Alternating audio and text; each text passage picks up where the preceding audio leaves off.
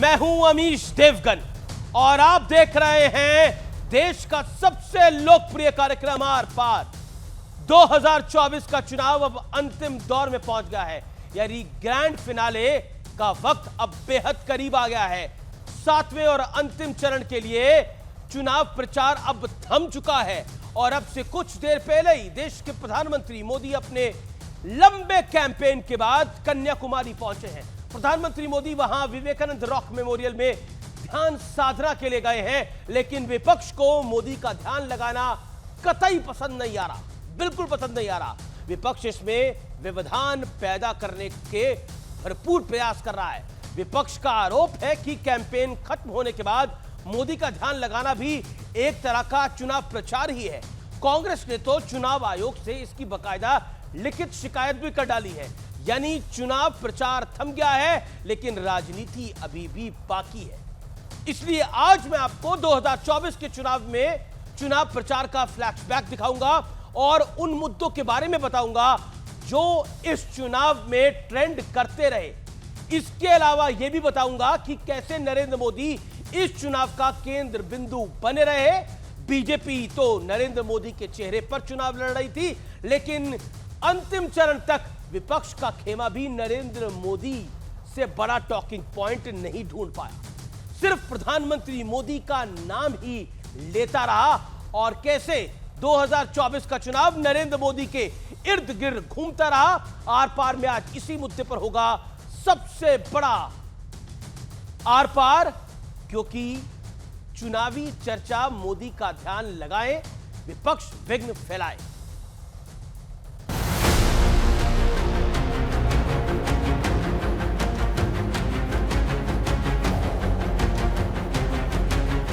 तीसरी टर्म की गवर्नमेंट थोड़ी टफ रहती है, हमने वर्ल्ड वाइड ये देखा है। ट्रेंड्स तो तोड़े हैं हमने, कई बार तोड़े हैं, और इस बार भी तीसरी बार भारतीय जनता पार्टी की मोदी जी के नेतृत्व में पूर्ण बहुमत की सरकार आएगी और एनडीए 400 पार। पंजाब में इस लोकसभा चुनाव की आखिरी रैली करने के बाद प्रधानमंत्री मोदी कन्याकुमारी के लिए रवाना हो गए, लेकिन वहां रवाना होने से पहले पीएम मोदी ने विपक्ष पर अब तक का सबसे बड़ा प्रहार किया।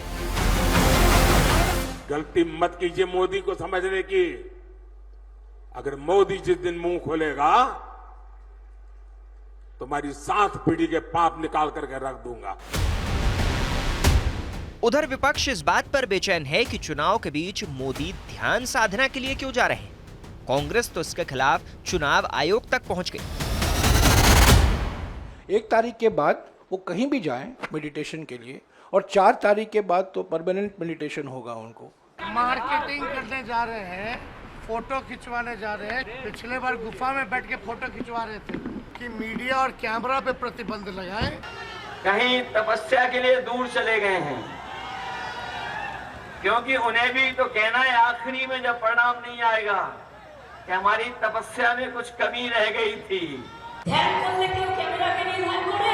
প্রতিবার দেখবেন ইলেকশনে যেদিন লাস্ট ইলেকশন তার 48 ঘন্টা আগে কোথাও না কোথাও ঢুকে বসে থাকে আর লোককে দেখায় ধ্যান করছি। जो 2024 का चुनाव है ये एक धर्म युद्ध की तरह है। इसमें एक तरफ वो लोग हैं जो धर्म के साथ खड़े हैं, दूसरी तरफ वो लोग हैं जो धर्म को मिटाना चाहते हैं। आसुरी शक्तियों का विनाश करने के लिए एक आध्यात्मिक शक्ति की जरूरत होती है। तो कांग्रेस का जो विरोध है वो धर्म विरोधी है, अध्यात्म विरोधी है, स्वामी विवेकानंद का विरोध कर रहे हैं ये। प्रधानमंत्री मोदी के लिए मेडिटेशन कोई नई बात नहीं है। केदारनाथ से लेकर द्वारका तक सब ने पीएम मोदी को ध्यान मुद्रा में देखा है। लेकिन सवाल है कि राम मंदिर से लेकर मेडिटेशन तक विपक्ष पीएम मोदी के पूजा पाठ से परेशान क्यों हो जाता है। आज इसी पर होगी देश की सबसे बड़ी बहस। आज इसी पर होगी देश की सबसे बड़ी चर्चा, लेकिन 2024 के चुनाव प्रचार का विश्लेषण करना जरूरी है, फ्लैशबैक में जाना जरूरी है। शुरुआती दौर जब इस चुनाव को अनाउंस किया गया था, 400 पार के नारे के साथ बुलंद कैंपेन की बीजेपी ने शुरुआत करी। हार जीत से ज्यादा विपक्ष 400 के आंकड़े में उलझा रहा और कहता रहा कि बीजेपी 400 नहीं आ रही है, 400 नहीं आ रही है। प्रधानमंत्री मोदी ने मेरे इंटरव्यू में कहा भी कि विपक्ष सिर्फ इसी बात की अब बात कर रहा है। बीच चुनाव में क्या हुआ, पीएम मोदी पर पर्सनल अटैक हुए। लालू यादव बोले कि प्रधानमंत्री नरेंद्र मोदी का परिवार नहीं है, तो बीजेपी का हर कार्यकर्ता नरेंद्र मोदी का परिवार बन गया। और प्रधानमंत्री मोदी ने बोला कि यह देश ही मेरा परिवार है, मैं परिवारवादी नहीं हूं, लेकिन यह देश मेरा परिवार है। उसके बाद खड़गे बोले क्या मोदी 2047 तक जिंदा रहेंगे, यानी नरेंद्र मोदी के जिंदा, रिटायरमेंट, हर सवाल को लेकर बातें की गई। लेकिन ममता बनर्जी, अंतिम दौर की अगर हम बात करें तो ममता बनर्जी ने कहा कि प्रधानमंत्री मोदी ने पूरे देश को जेल बना दिया है। अखिलेश यादव बोले कि पहले मुझे लग रहा था बनारस जीत जाएंगे मोदी, लेकिन अब लग रहा है बनारस भी हार जाएंगे। सोचिए अखिलेश यादव का यह बयान। तेजस्वी यादव गुजराती वर्सेस बिहारी का मुद्दा लेकर आ गए अंतिम दौर के अंदर, चुनाव के अंदर। लेकिन प्रचार का जब अंत हो रहा है तो विपक्ष मोदी की शिकायत लेकर चुनाव आयोग पहुंचा है, क्योंकि प्रचार का अंत है और कन्याकुमारी में मोदी का तप है और विपक्ष का जो ताप है वो बढ़ रहा है। मोदी का तप और विपक्ष का ताप बढ़ रहा है। लेकिन किसने कितनी ताकत झोंकी है, आइए वो भी आंकड़ा देख लेते हैं। प्रधानमंत्री मोदी ने 206 रैलियां करी हैं और करीब करीब उतने ही उस रैली और रोड शो करे हैं। राहुल गांधी उनसे काफी यंग हैं, 76 रोड शो और रैलियां हैं। प्रियंका गांधी 8 सभाएं और 10 रोड शो हैं। अखिलेश यादव 54 रैलियां हैं। ये एक मोटा मोटी आंकड़ा है जो आपको हम दिखाने की कोशिश कर रहे हैं। अगर मैं इसमें अमित शाह का आंकड़ा जोड़ूंगा तो ये बहुत आगे नंबर निकल जाता है, जेपी नड्डा का जोड़ूंगा तो बहुत आगे निकल जाता है। यानी एक तरफ मोदी थे, एक तरफ राहुल, प्रियंका, अखिलेश, ये तमाम लोग थे। और सोचिए नरेंद्र मोदी अकेले अपने दम पे 206 रैलियां और रोड शो करके चले गए और लगभग 80 इंटरव्यू दिए। राहुल गांधी ने ऐसा कोई बड़ा इंटरव्यू नहीं दिया, ये भी हम सबके सामने आया है। लेकिन आज का बड़ा सवाल यह है, क्या 2024 के चुनाव की धुरी भी सिर्फ प्रधानमंत्री मोदी के इर्द गिर्द रही और यही बीजेपी चाह रही थी क्या? मेरे साथ बात करने के लिए गौरव भाटिया हैं, भारतीय जनता पार्टी के नेता प्रवक्ता, स्वामी दीपांकर है, आध्यात्मिक गुरु, क्योंकि नरेंद्र मोदी ध्यान लगाने के लिए गए हैं, विपक्ष ध्यान को पर ऑब्जेक्शन कर रहा है। मेरे साथ विवेक श्रीवास्तव है, नेता लेफ्ट के, काशी में हमारे साथ थे, दिल्ली लौट कर आए हैं। सुनील यादव है, समाजवादी पार्टी के नेता प्रवक्ता, कंचना यादव है, प्रवक्ता आरजेडी की। आप तमाम लोगों का अभिनंदन है। लेकिन आखिरी चरण है, लेकिन मोदी तप कर रहे हैं तो विपक्ष का ताप क्यों बढ़ रहा है, यह जानना जरूरी है। सुनील भाई, सुनील यादव, विपक्ष का ताप क्यों बढ़ रहा है नरेंद्र मोदी के तप से? आप भी करिए, कौन इंकार करता है? अमित जी, ठीक बात, अमित जी अगर माननीय प्रधानमंत्री जी तप करने जा रहे हैं, ध्यान लगाने जा रहे हैं, भगवान की शरण में जा रहे हैं, तो किसी को कोई आपत्ति नहीं है। आपत्ति तो इस बात की है कि आज चुनाव प्रचार बंद हो गया, वो ध्यान लगाने कैमरों के साथ जाएंगे या बिना कैमरों के साथ जाएंगे? क्या मीडिया के लोग देश को यह भरोसा दिलाएंगे कि माननीय प्रधानमंत्री जी को डिस्टर्ब नहीं करेंगे, उनको ध्यान लगाने में आगे पीछे नहीं घूमेंगे? और अमीश भाई, हम आप सब लोग स्टूडेंट रहे हैं। जब पेपर खराब होता है ना, और जब स्टूडेंट को लगता है कि हम फेल हो जाएंगे, तो फिर उसका कोई ध्यान नहीं लगता है। तो ध्यान तो मुझे लगता है पाखंड है, क्योंकि मैं इसलिए कह रहा हूं पाखंड है क्योंकि अगर यही ध्यान माननीय प्रधानमंत्री जी ने 10 सालों में देश की तरक्की के लिए लगा लिया होता, यही ध्यान किसानों की 2 गुना आय के लिए लगा लिया होता, नौजवानों के लिए लगा लिया होता। जी सुनील जी, आप ये क्यों कह रहे हैं कि जब स्टूडेंट फेल होने वाला होता है तो उसको ध्यान लगाना पड़ता है और उसका ध्यान नहीं लगाना पड़ता? मैं कह रहा हूं वो ध्यान नहीं लगा सकता, नौटंकी तो कर सकता है, लोगों को भ्रमित तो कर सकता है, ड्रामेबाजी तो कर सकता है, ठीक है। लेकिन अगर हम जान रहे हैं कि हम फेल होने जा रहे हैं तो हमारा ध्यान नहीं लगता अमीश भाई। ठीक है गौरव भाटिया, तो ध्यान तो माननीय प्रधानमंत्री जी का भी नहीं लगेगा। वक्तव्य को रख लिया, गौरव भाटिया के पास मुझे जाने दीजिए। गौरव भाटिया, ये फेल होने की बात है, पास होने की बात है, या किसी का आध्यात्मिक कनेक्ट है, तो कोई क्या करे? अभी जी देखिए, सबसे पहले तो कहना चाहिए, जैसे जैसे मोदी जी की बढ़ रही है तपस्या, वैसे वैसे विपक्ष की बढ़ रही है समस्या। और ये क्यों है आपको मालूम है अमित जी? पिछले 2.5 महीने में आपने देखा जैसे एक तपस्वी होता है ना, उसका ध्यान होता है केवल देश को आगे बढ़ाने के लिए जनता के प्रति समर्पण, अपना रिपोर्ट कार्ड देना। 10 साल प्रधानमंत्री रहे, जिसके दामन पे एक दाग विपक्ष नहीं लगा पाया। वो जानता है कि वो उत्तीर्ण होगा। जब 4 जून को रिजल्ट आएंगे अमीश जी, तो 400 का आंकड़ा पार होगा एनडीए का। और इसीलिए ये विपक्ष घबराया हुआ है कि इस महारथी की, इस बाहुबली की हम लोग कैसे सामना कर पाएंगे। और याद करिए 2019 में क्या हुआ था। इसी तरह से मेहनत करके, अथक परिश्रम के बाद जब केदारनाथ गए थे ध्यान और अध्यात्म की बात करने नरेंद्र मोदी जी, तो भी ये लोग बिदक गए थे और इन्होंने कहा था देखिए सुपड़ा साफ हो जाएगा, मोदी जी हार रहे हैं। 303 सीटें आई थी। अब आज सवाल ये होता है कि भाई जिसमें तपस्या करने की क्षमता है वो तपस्या कर रहा है। आप लोग भी ध्यान लगाइए। आप नहीं लगा पाएंगे क्योंकि इनका ध्यान मुसलमान पे है, इनका ध्यान पैसे और भ्रष्टाचार पे है, इनका ध्यान परिवारवाद पे है। इसीलिए कोई तुलना नहीं होती है। ये जो तस्वीरें आप देख रहे हैं 2000, ये जो आप तस्वीरें देख रहे हैं ये 2019 के चुनाव की तस्वीरें हैं जब प्रधानमंत्री मोदी केदारनाथ गए थे। और मैं सुनील यादव आपको मौका दे रहा हूं। सुनील यादव, आप लोग भी ध्यान लगा सकते हैं, ध्यान क्यों नहीं लगाना चाहते आप लोग? और इंडिया गठबंधन तो मटन बनाने की प्लानिंग कर रहा है कि चुनाव के बाद मटन कैसे बनाना है। राहुल जी ने बोला कि पहले लालू जी ने और तेजस्वी ने हमें सिखाया, मैं और मेरी बहन सिखाएंगे। देखिए अमीश भाई, मैं इस चुनाव को जितना समझ पाया हूं, रिजल्ट 2004 जैसे आने जा रहे हैं और 4 जून को आना है। देखिए माननीय प्रधानमंत्री जी का सम्मान है, लेकिन उनको तपस्वी कह करके इस देश के हजारों लाखों तपस्वी और मुनियों का अपमान न करें। कोई तपस्वी ऐसा नहीं होता जो मंगलसूत्र पे बात करे, भैंस पे बात करे। कोई तपस्वी हो सकता है जो कोरोना में कहे कि थाली बजाओ। कोई तपस्वी हो सकता है जो कोरोना में कहे लाइट जलाओ, घंटी बजाओ। ये कोई तपस्वी कह सकता है?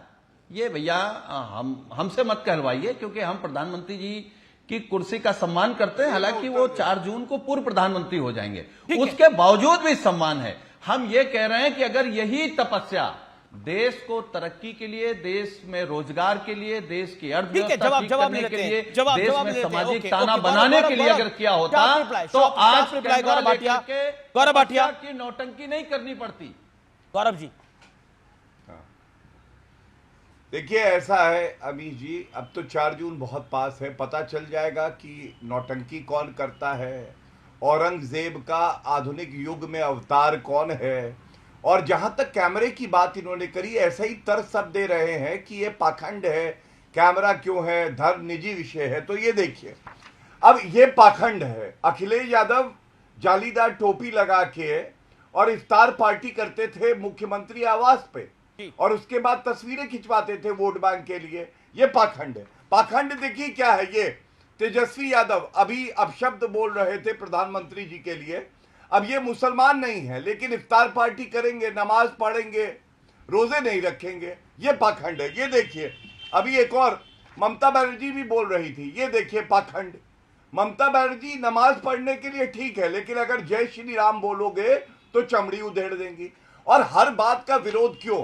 अमीर जी आप मुझे बताइए, योगा डे अंतरराष्ट्रीय हो गया, नरेंद्र मोदी जी ने शुरुआत करी। ठीक है गौरव, इन्होंने उसका भी जो है जी गौरव ये तस्वीरें आ रही हैं विवेकानंद रॉक मेमोरियल से। आप देख सकते हैं प्रधानमंत्री नरेंद्र मोदी को। मैं कंचना यादव का रुख करता हूं। कंचना यादव, आप क्या कहना चाहती हैं? गौरव भाटिया ने जो बात बोली, देखिए ध्यान लगाना एक विषय है। अगर प्रधानमंत्री मोदी ध्यान लगा रहे हैं तो आप अपना ध्यान क्यों भटका रहे हैं? आप अंतिम चरण में ध्यान लगाइए अपना। देखिए, प्रधानमंत्री नरेंद्र मोदी जी बद्रीनाथ जाएं, केदारनाथ जाएं, पुरी नहीं जाएं और बाकी जगह जा सकते हैं। पुरी में उन्होंने तो, उनके प्रवक्ता और कैंडिडेट ने कह दिया कि जगन्नाथ पुरी भी उनके भक्त हैं, वहां जाएंगे तो लोग घेर लेंगे। ऐसा इन्होंने काम किया। रही बात 4 जून के बाद जाए, चाहे जब जाए, उनकी मर्जी है। लेकिन वो प्रधानमंत्री किस लिए बने हैं? इसलिए नहीं कि वो पाताल लोक जाए, इसलिए नहीं कि वो कभी गोता मारते हुए पानी में जाए, इसलिए नहीं कि वो किसी गुफा में जाकर बैठकर कैमरा लेकर फोटो खिंचवाए। नहीं, थोड़ा कम से कम इस देश के युवाओं को इस लायक बना दिए होते कि वो भी एक सर्टिफिकेट लेके कि हमने सरकारी नौकरी या जिस भी नौकरी में हमने ज्वाइन किया हुआ है वो भी किसी फोटो खिंचवाने लायक होते। प्रधानमंत्री नरेंद्र मोदी जी अगर संत का काम कर रहे हैं तो फ्री है, वो जा सकते हैं, कर सकते हैं। अच्छा, ये कंचना जी आपने दो बातें बनता है। कंचना जी आपने बोला वो केदारनाथ जी जाएं, बद्रीनाथ जी जाएं, केदारनाथ बद्रीनाथ का आपने तात्पर्य किया। केदारनाथ बहुत बड़ा ज्योतिर्लिंग है हिंदुओं का और बहुत बड़ी मान्यता है उसकी, केदारनाथ जी की। और आपने बोला कि वो गोता लगाने जाएं, वो गोता लगाने नहीं गए थे, मतलब उसकी आध्यात्मिक शक्ति जो है वो तो है ही, लेकिन उसकी पारंपरिक शक्ति भी है और साथ ही साथ महत्वपूर्ण है कि किसी का विश्वास भी है। और मुझे लगता है कि हिंदुओं का विश्वास भी है, वो वासुदेव कृष्ण का वो महल देखने गए थे द्वारकाधीश। अमीर जी आप ये सुन लीजिए, इस देश में 140 करोड़ लोग हैं, कोई दुर्गा पूजा, कोई काली पूजा, कोई शिव पूजा, कोई राम भक्ति, सबके अलग अलग अपने आराध्य होते हैं, लेकिन कोई कैमरा लेकर ऐसे नहीं बैठता है। प्रधानमंत्री नरेंद्र मोदी जी एक ऐसे व्यक्ति है जो फोटो शूट करते हैं, पूजा करते हो, खैर उनकी अपनी है, लेकिन मैं एक सेकेंड में उनसे यह भी पूछना चाहूंगी कि ठीक है वो इस कैमरे के महत्व को जानते हैं, इसलिए ये कह रहे हैं कि गांधी जी तब पॉपुलर हुए, तब जाने के जब उन पर फिल्म बनी, मतलब ये सीधे गांधी जी का। ठीक है, स्वामी दीपांकर, प्रधानमंत्री मोदी के ध्यान पे बात है, वो गोता लगाने जा रहे हैं, वो केदारनाथ जी बद्रीनाथ जाते हैं। क्या आपको लगता है कि ध्यान तो कोई भी लगा सकता है, लेकिन देश के प्रधानमंत्री जा रहे हैं तो निश्चित तौर पर मीडिया उन्हें कवर करेगा। अब तेजस्वी जी अगर मटन बनाने का वीडियो डालेंगे तो वो भी तो कवर होता ही है, राहुल जी के साथ वो भी तो कवर होता ही है, वो मछली खाते हुए वीडियो लगाते हैं वो भी तो कवर होता ही है, वो संतरा सेब खाते हुए वीडियो लगाते हैं तो वो भी तो कवर होता ही है, वो केक काटते हुए वीडियो लगाते हैं वो भी तो कवर होता ही है। अमीश भाई, मैं मात्र ध्यान के विषय में कहूंगा, ध्यान करना भारत में रहने वाले प्रत्येक सनातनी का कर्तव्य भी है और अधिकार भी है, और ध्यान करना ही चाहिए जिस प्रकार मैं समझता हूं, क्योंकि ध्यान एक ऐसी चीज है। लेकिन प्रधानमंत्री को अधिकार है कि नहीं है? क्योंकि विपक्ष के नेताओं ने इतने प्रश्न खड़े कर दिए हैं, मुझे लग रहा है प्रधानमंत्री को ध्यान लगाने का अधिकार है कि नहीं है? अमीश भाई, ध्यान है शांति का प्रतीक, मगर उसको लेकर इतनी अशांति होना यह आश्चर्यजनक है। मगर हां, प्रधानमंत्री भी इसी देश के हैं भाई, भारत के प्रधानमंत्री हैं, गंगा में खड़े होकर माला भी घुमाते हैं। तो मैं समझता हूं कि अगर भारत के प्रधानमंत्री ध्यान कर रहे हैं तो इसमें किसी को भी आपत्ति होनी नहीं चाहिए, क्योंकि बहुत सारे लोग अपने घर में रोज पूजा पाठ करते हैं, प्रार्थना करते हैं। किसी को नहीं होनी चाहिए, आपके सामने हो रही है जी। तो आप मुझे बोलने तो दीजिए दादा जी। मैं राजनीति पर बात नहीं कर रहा, मैं ध्यान पर बात कर रहा हूं। आप नामांकन करने जाते हैं तो पूजा पाठ करते हैं, प्रत्येक दिन अपने घर पर पूजा पाठ करते हैं, और जब आप सब हर शुभ काम पूजा पाठ कर करते हैं और अन्य भी कोई करता है तो इसमें किसी को अतिशयोक्ति नहीं होनी चाहिए। चाहे वो गंगा में खड़ा होकर आचमन करे, चाहे भगवान कृष्ण के मंदिर में खड़ा होकर के उनका ध्यान करे। ध्यान करना तो शायद हमें लगता है हम लोगों की विरासत है। अगर हम अपने पथ से ही डिस्ट्रैक्ट हो जाएंगे तो मुझे लगता है कि हम अपने साथ ही नहीं, अपनी संस्कृति के साथ भी अन्याय कर रहे हैं। और ये स्वामी विवेकानंद का वो स्थल है जहां 3 दिन और 3 रात विवेकानंद जी ने ध्यान किया था, और तब जाकर शिकागो की यात्रा। तो मैं समझता हूं कि a little knowledge is a very dangerous thing. जब आप ध्यान पर प्रश्न उठाते हैं, आप राजनीति करते हैं, आप ठीक है। विवेक वांट्स टू रिप्लाई। आप सबको अनंत शुभकामनाएं। विवेक, देखिए मैं एक बात कह दूं। जी मैं आपको बताता हूं, स्वामी जी मैं आपको बताता हूं। विवेक कुछ कहना चाहते हैं। विवेक जी, आप तो बहुत गुस्से में ध्यान लगाने को लेकर। स्वामी दीपांकर जी, नहीं बिल्कुल, मैं मेरे हिसाब से तो ये बड़ा गलत हो रहा है जो हो रहा है। और आचार्य दीपांकर, स्वामी दीपांकर जितना मर्जी जस्टिफाई कर लें। दीपांकर जी ये बताइए, ध्यान उसी दिन आप लगाएंगे जिस दिन इलेक्शन कमीशन कह रहा है प्रचार बंद हो चुका है, और मीडिया कवर करेगा और अपनी धर्म भक्ति पूरे देश में दिखाएंगे, इलेक्शन को इन्फ्लुएंस करने की कोशिश करेंगे? क्या यही हिंदू धर्म है आज? मैं आपसे पूछना चाहूंगा, इस टाइमिंग को मैं क्वेश्चन करना चाहूंगा। यह ध्यान 10 दिन पहले क्यों नहीं और 10 दिन बाद क्यों नहीं? यह क्रूशियल तभी क्यों होता है?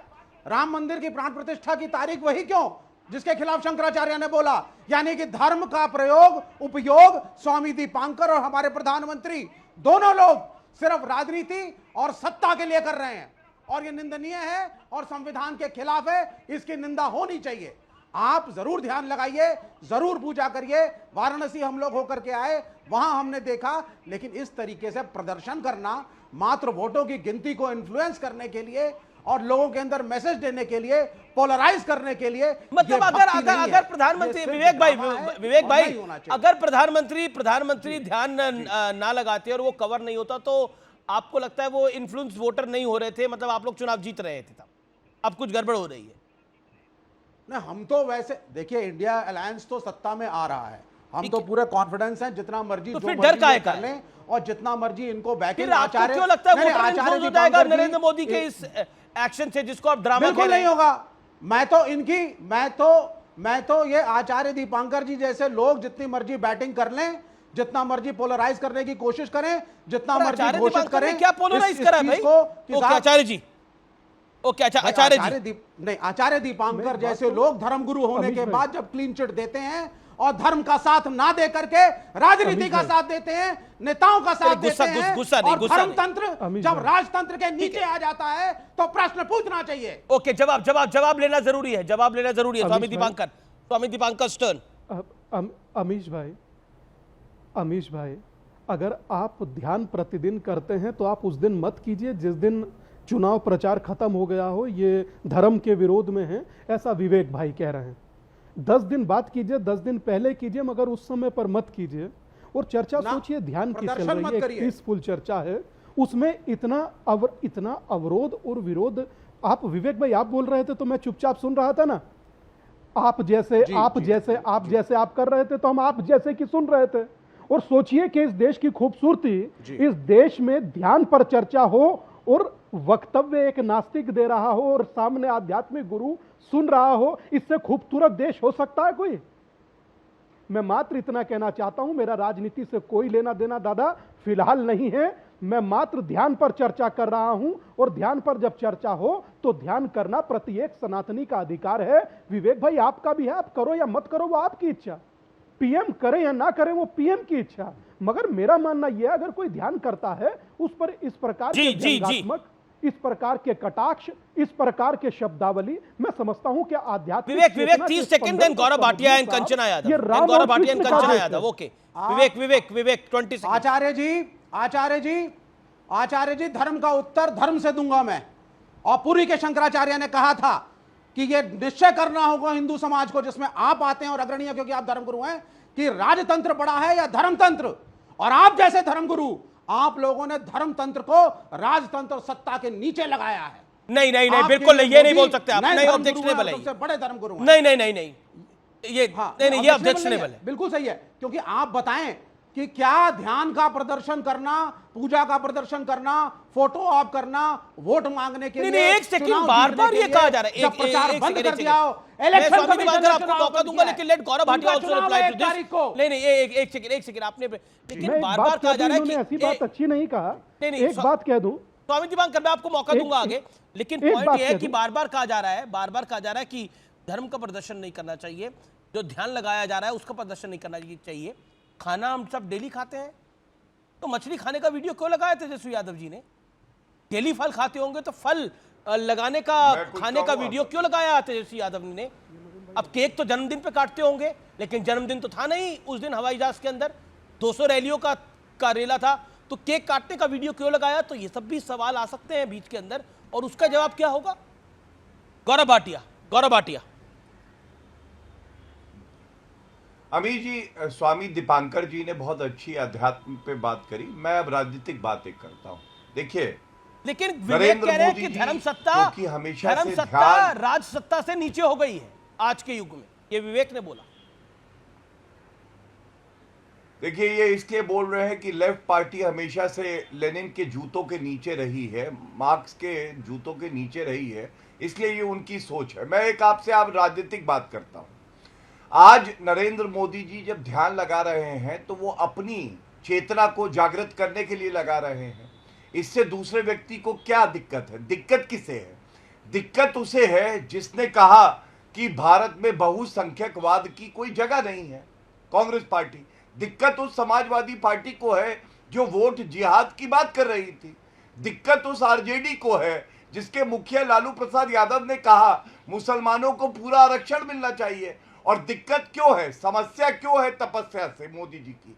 अमीर जी, इसलिए है कि जब एक हिंदू जो सहिष्णु है वो देखेगा कि उसके प्रधानमंत्री में इतनी सात्विक शक्ति है, इतनी ताकत और ऊर्जा है, और वो ईश्वर की तरफ जो है ध्यान लगाता है, तो इनको लगता है कि इनको चोट लगेगी। चोट लगनी चाहिए। कंचना यादव उम्मीद करोगे कि हिंदू जागृत ना हो, ऐसा होता नहीं है। और एक बात और कह दूं, एक बात बड़ी महत्वपूर्ण है अमीर जी, 10 सेकंड। उस पार्टी के प्रवक्ता का मैं क्या जवाब दूं? एक बात और, उस पार्टी के प्रवक्ता का मैं क्या जवाब दूं जिसके मुखिया ये कह चुके हैं कि वो बायोलॉजिकल नहीं है। मतलब जग हंसाई कर रहे हैं प्रधानमंत्री नरेंद्र मोदी जी। अरे तब करना है, जाइए तपोवन, जब 4 तारीख के बाद आपका रिटायरमेंट हो जाएगा। अभी तो आप कार्यकारी प्रधानमंत्री हैं इस देश के, और आपका दायित्व बनता है। चारा घोटाले वालों देख लेंगे। 200+ रैलियां की, उस चारा तो मैं गिफ्ट करूंगा आपको। चुप रहिए गौरव भाटिया जी।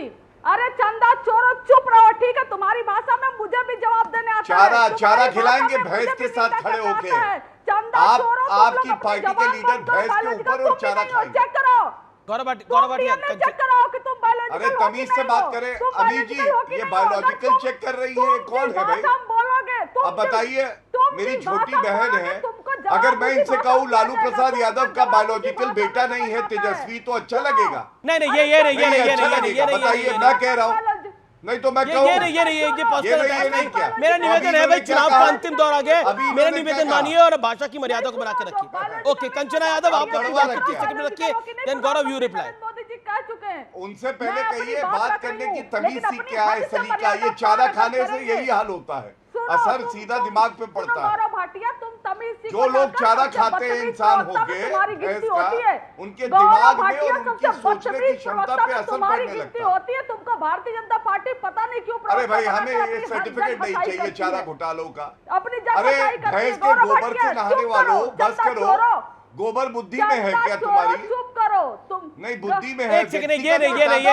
देखिए, मेरा बड़ा रिप्यूटेड शो है, मुझे लगता है भाषा की शालीनता रखिए। ओके, मैं एक ऑडियो खोल रहा हूँ। कंचना आप अपनी 30 सेकंड में बात को समाप्त करिए, देन गौरव जी मैं आपको मौका दूंगा उसके बाद। Gaurav Bhatia, I give you chance. 1 second, PCR follow my command. Okay, Kanchana Yadav 30 second आपके, देन गौरव भाटिया 30 सेकंड। कंचना जी थोड़ा सलाह, नहीं तो तुमको यहीं पर मैं घेरूंगी, और सबसे बदतमीज प्रवक्ता हो तुम आज तक के। चले कंचना, आप अपने विषय को रखिए प्लीज। कंचना, आप अपने विषय को रखिए। 30 सेकंड बीच में गौरव भाटिया कर रहे हैं। तुम्हारी इज्जत की 1-2 बात, इसका मतलब यह नहीं कि तुम सबसे बदतमीज प्रवक्ता नहीं हो। मुद्दों पर बात करो चंदा चोरा। जब मैं बात कर रही हूं तो बीच में तुम घुसो नहीं। अपनी अक्ल, और तुम नॉन बायोलॉजिकल हो, तुम्हारे प्रभु नहीं देखिए ओके गौरव भाटिया को लेके आइए। जी गौरव भाटिया को लेके आइए। 30 सेकंड गौरव भाटिया को दीजिए। Gaurav Bhatia, and let's not get personal. Kanchana ji, मेरी हम्बल रिक्वेस्ट है, और आप भी गौरव बोलिए। अमीर जी, बहुत सम्मान के साथ एक बात कहता हूं, चर्चा अच्छी चल रही थी, विषय पे चल रही थी। नरेंद्र मोदी जी के बयान को तोड़ मरोड़ के बायोलॉजिकल पे लाई और व्यक्तिगत टिप्पणी करके कहा इनका भी टेस्ट कराइए, ये बायोलॉजिकल नहीं है। अब आप मुझे बताइए, इस तरह की व्यक्तिगत टिप्पणी करने की क्या जरूरत थी? लेकिन मैं फिर भी चर्चा पे रहते हुए एक और बड़ी बात कहता हूं। नरेंद्र मोदी जी वो प्रधानमंत्री हैं जो विकसित भारत की बात करते हैं, और आपको मालूम है विवेकानंद जी शिकागो जाने से पहले जब वो ध्यान लगाते हैं, उन्होंने विकसित भारत का सपना देखा था। उस सपने को कोई साकार कर रहा है, आगे बढ़ा रहा है मजबूती से, तो वो नरेंद्र मोदी जी हैं। इसलिए ये जो ध्यान लगाने की प्रक्रिया है, ये इतिहास के पन्नों में स्वर्णिम अक्षरों में दर्ज की जाएगी कि ऐसा भी प्रधानमंत्री आया था जिसने विवेकानंद जी के सपने को साकार करने के लिए अथक परिश्रम और प्रयास। जी मैं रुक करता हूं सुनील यादव का। सुनील यादव, आपकी टर्न है। ध्यान लगाने को लेकर इतना बड़ा पॉलिटिकल पॉइंट क्या है, इतनी परेशानी क्यों है? देखिए अमीश भाई, मैंने शुरुआती दौर में ही कहा, ध्यान लगाना उनका निजी विषय, उस पर कोई टिप्पणी नहीं है।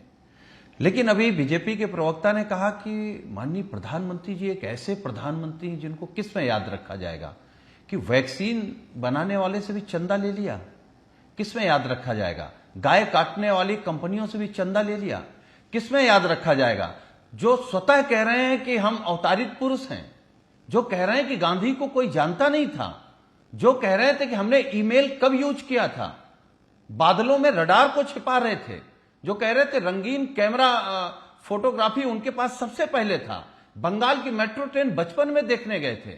देखिए, हम माननीय प्रधानमंत्री जी का सम्मान करते हैं, लेकिन जिस तरीके के बयान, जिस तरीके का ज्ञान, जिस तरीके की बातें, अभी ये बात आई कि विकसित भारत की बात कर रहे हैं। अच्छा बताइए, इस देश में कौन व्यक्ति है जो नहीं चाहता? अच्छा, पर सुनील यादव जी, आप लोगों का भी ऑब्सेशन विद नरेंद्र मोदी इतना ज्यादा है, कैंपेन की शुरुआत मोदी के नाम के साथ, कैंपेन का अंत मोदी के नाम के साथ, वो ध्यान लगाए आपको तकलीफ है? लालू यादव ने बोला उनका परिवार नहीं है। अच्छा, मोदी को लेकर गाली गलौच इस चुनाव में दोबारा हुआ। क्या आपको लगता नहीं है आप लोग ऑब्सेस्ड हो गए नरेंद्र मोदी से? और नरेंद्र मोदी के वोटर को, नरेंद्र मोदी को अपने वोटर से कनेक्ट होने में वो इस्तेमाल करते हैं इन सब बातों का, और अंत में जो नतीजा आता है वो मुझे बताने की आपको आवश्यकता नहीं है। 4 जून को दिखेगा वो। नहीं, 4 जून को तो आपकी भी भाषा पलट जाएगी, क्योंकि रिजल्ट पलट रहा है। लेकिन जो आप बात कर रहे हैं माननीय प्रधानमंत्री जी की, कि आखिर मोदी ही क्यों? तो देश के किसानों को बर्बाद करने वाले का नाम मोदी है, देश से पैसा लेकर के भागने वालों का नाम मोदी है, देश में चंद उद्योगपतियों के लिए काम करने वाले का नाम मोदी है, देश के बेरोजगार नौजवानों का भविष्य बर्बाद करने वाले का नाम मोदी है, देश के पिछड़े दलित महिलाओं का अपमान, आरक्षण छीनने वाले का नाम मोदी है। ओके, गौरव भाटिया जवाब ले लेते हैं। गौरव भाटिया से एक बहुत बड़ी खबर आ रही है। गौरव भाटिया, बहुत बड़ी खबर आ रही है।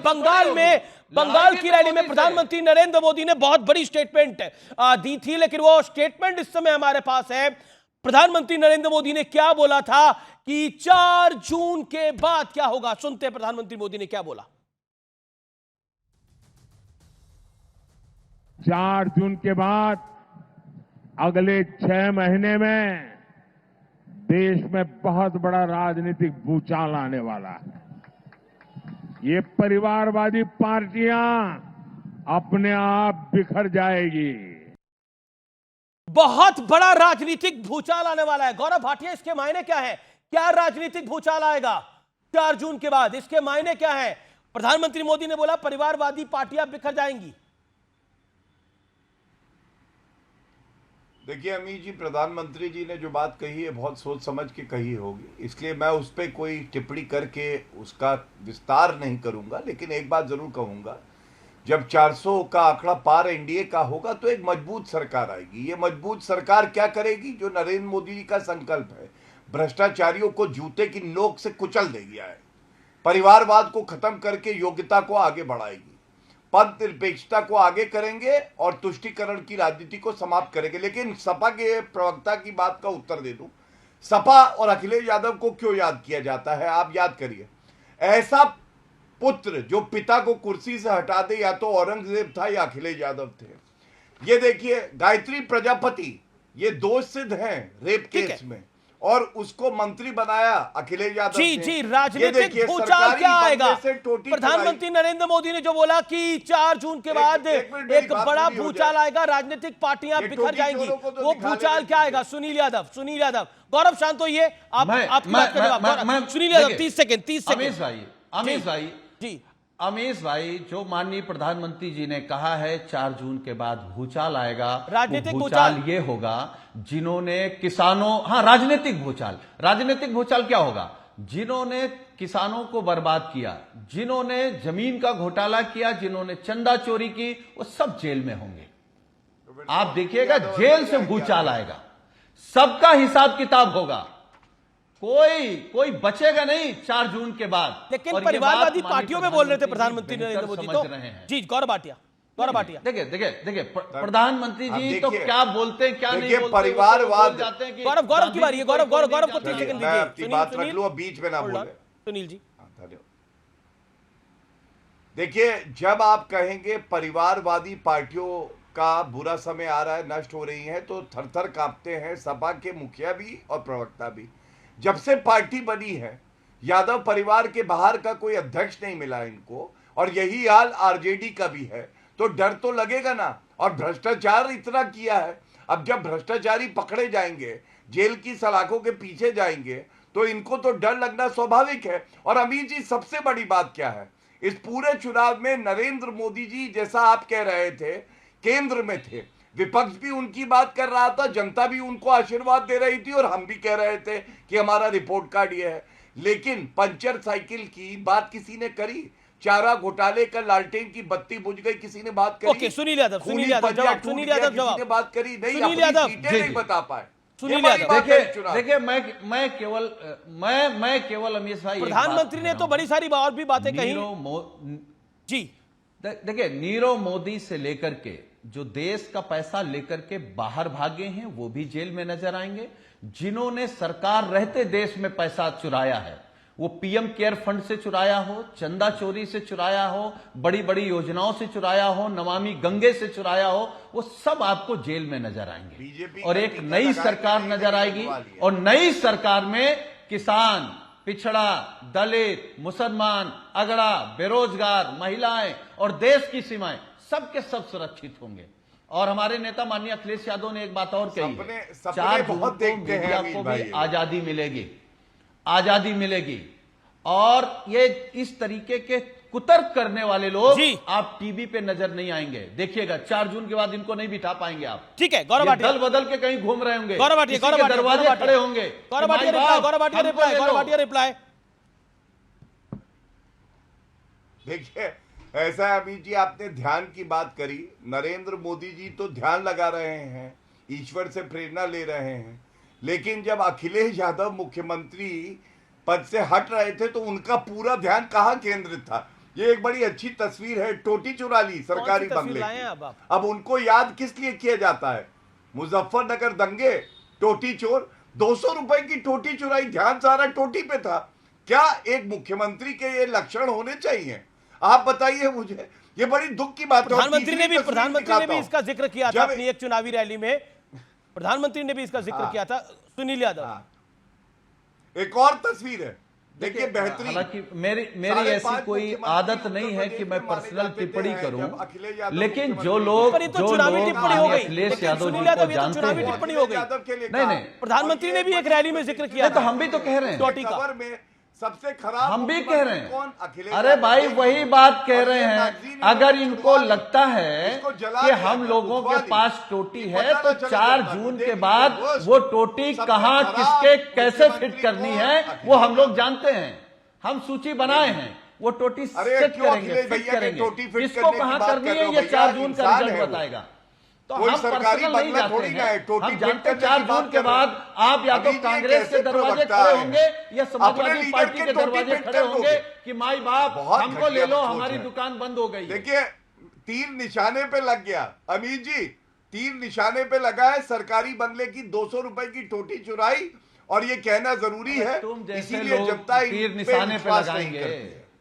नहीं, पर सुनील यादव, चलिए आप ये, लेकिन बीजेपी ने तो इसको चुनावी मुद्दा बनाया ना। एक सेकंड, और तुम्हारी आदत भी जानते, लेकिन बीजेपी ने तो इसको चुनावी मुद्दा बनाया ना। प्रधानमंत्री ने बोला कि ये तो टोटी भी नहीं छोड़ते। आगे बढ़ो, 11 रुपए लो, दिहाड़ी लो, आगे बढ़ो। देखिए, हम क्या कह रहे हैं, जिसने इस देश को बर्बाद कर दिया हो, ठीक है, अच्छा बताइए, जिस प्रधानमंत्री ने 80 करोड़ लोगों को गलत वैक्सीन लगवा दी हो सिर्फ इसलिए कि उस कंपनी से पैसा मिल गया है, उस आदमी को क्या सोचेंगे आप? उस आदमी के बारे में क्या बात करेंगे आप? उस आदमी का हिसाब किताब तो 4 जून के बाद, 4 जून के बाद हिसाब किताब होगा। लेकिन नंबर गेम में क्या होगा, क्या चलिए, क्योंकि नंबर गेम जरूरी है। मेरे व्यूअर जानना चाहेंगे कि भारतीय जनता पार्टी जीत रही है या इंडिया अलायंस जीत रहा है, या दोनों या फ्रैक्चर्ड मैंडेट आ रहा है। विवेक, ऐसा माना जा रहा है कि अगर भारतीय जनता पार्टी को नॉर्थ में थोड़ा बहुत नुकसान होता भी है, तो eastern part of the country में भारतीय जनता पार्टी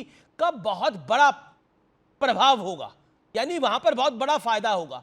क्या आपको लगता है कि इसीलिए नवीन बाबू का वो वीडियो वायरल हो गया, नवीन पटनायक का वो वीडियो दिखाइए जरा।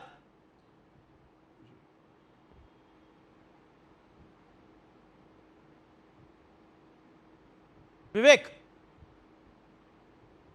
जी देखिए, मेरे हिसाब से ये एनालिसिस ठीक नहीं है, बल्कि मैं कहूंगा कि इस वक्त बीजेपी और आरएसएस दोनों बैकफुट के ऊपर हैं। अगर आप संघ की आइडियोलॉजी को पुराने आप एनालाइज करेंगे गोलवलकर के टाइम पे, उसके बाद में और जो सरसंघ चालक बाद में आते रहे हैं, तो स्वदेशी को छोड़ करके 100% एफडीआई नरेंद्र मोदी के प्रेशर में सरकार ने अपनाई है और आरएसएस को सुनना पड़ा है, क्योंकि आज ना बीजेपी को कोई पूछ रहा है ना संघ को कोई पूछ रहा है। मोदी इनका अंतिम कार्ड है जिसको खेलने की कोशिश कर रहे हैं। जी। एक हीरो वर्शिप की प्लानिंग चल रही है, उसी के तहत ये ध्यान जो किया जा रहा है ये भी किया जा रहा है। ठीक है, you made your point, okay. लेकिन स्वामी दीपांकर देखिए, इस चुनाव के अंदर बहुत सारी बातें आई, सनातन को बहुत कुछ कहा गया, अब ध्यान को लेकर भी राजनीति हो रही है, चुनावों की बेला है, सब कुछ होगा, लेकिन ये तो अंतिम चरण है और नरेंद्र मोदी उसकी शरण में चले गए हैं जहां पर वो ध्यान लगा रहे हैं, यानी महादेव की शरण में। पिछली बार भी गए थे, समझता हूं अमीश भाई, पिछली बार भी गए थे और रिकॉर्ड बनाया था सीटों का। अमीश भाई, हमें याद है पिछली बार प्रधानमंत्री जी केदार में थे और उस पर भी आपने संवाद किया था और उसमें भी हम लोग सम्मिलित थे। इतना ही कहूंगा कि ठीक है, अपने विचार हो सकते हैं, अपनी चर्चा हो सकती है और कोई भी चरण आखिरी नहीं होता, इतना मैं समझता हूं। मगर हाँ, इतना जरूर कहूंगा कि आप सभी लोग राजनीतिक व्यक्ति हैं, तकरीबन एक मुझे ही छोड़ करके। आप सब लोगों को अनंत शुभकामनाएं, आप लोग खूब आगे बढ़े। शुभकामनाएं दे रहे हैं, लेकिन कंचना यादव, क्या आपको लगता है, एक बात कह दूं, जी समय में इतना ही है। कंचना यादव, क्या 10 सेकंड के अंदर क्या आपको लगता है कि वाकई इंडिया अलायंस की सरकार आ रही है इस बार? देखिए, इंडिया अलायंस की सरकार आ रही है, आरएसएस, बीजेपी, हर कोई मोदी जी को डिसोन करने जा रहा है और जो 700 बार अपना ही नाम मोदी जी लिए फिर नड्डा जपेंगे कि नड्डा की वजह से हार गए। इस समय की बहुत बड़ी खबर है, नवीन पटनायक ने अपनी सेहत को लेकर कहा है कि मेरी सेहत बिल्कुल ठीक है। भ्रम फैलाया जा रहा है मेरी सेहत को लेके। उनकी तस्वीरें वायरल हुई है इस समय, जिसमें उनके हाथ कांप रहे हैं और बीजेपी भी उस पर सवाल उठा रही है।